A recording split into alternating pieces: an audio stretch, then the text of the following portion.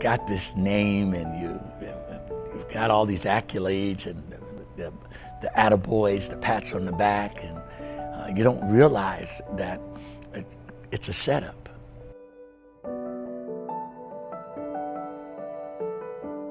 I was a pretty good athlete, and so athletics for me, growing up, was a way to hide my pain. I didn't care what sport it was.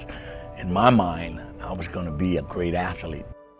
J.D. Hill was a three-sport letterman, but it was football at Arizona State where he shined the most, helping the Sun Devils to an undefeated season in 1970 and a win over North Carolina in the Peach Bowl.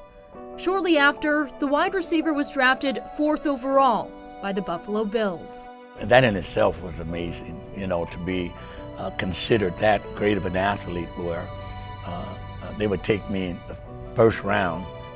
He had accomplished exactly what he set out to do, Hill becoming a Pro Bowl receiver who spent 7 years in the league. But it was after football when his life took a turn for the worst.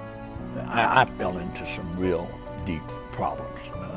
I wasn't prepared to leave the league, and I wanted everybody to still know my name, and ended up on drugs. And I ended up losing everything I had. I mean, everything except my life. I remember one time I was in New York, and my family, I lived in the 3rd floor on the corner of a building, YMCA, and they would blow the horn, and they would leave food downstairs. And I would come walk 3 floors down and get the food, and I would watch my children faces against the window crying because they wanted dad. And oh man, it was, yeah, it was tough. And most of us are here because of decisions. The decisions that we've made is the reason that we're here. Darkness had no hold on you no more, huh? Because darkness was pulling us, right?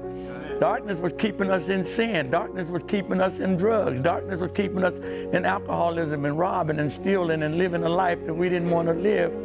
My true story is, I was walking and I began to say, Lord, if you don't get me out of here, I'm not going to make it.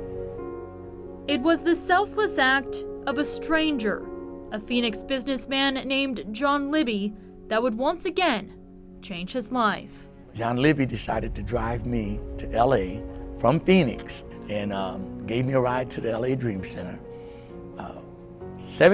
18 years ago, 2002, and I haven't been back. I was being obedient. I knew I was supposed to take him out to the Dream Center.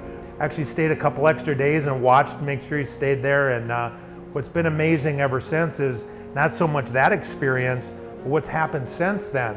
My life has totally changed, and that's why I do the things that I do today. If I could keep any young man, young lady, from going down the path that I went down, I'm going to do it. And that's my life today, is encouraging people not to get involved. How do you want to be remembered? How are people going to remember you? And so people might remember me for my great athletic accomplishments, but also they're going to remember the struggles that I went through and how I overcame. I do want to be remembered for my overcoming.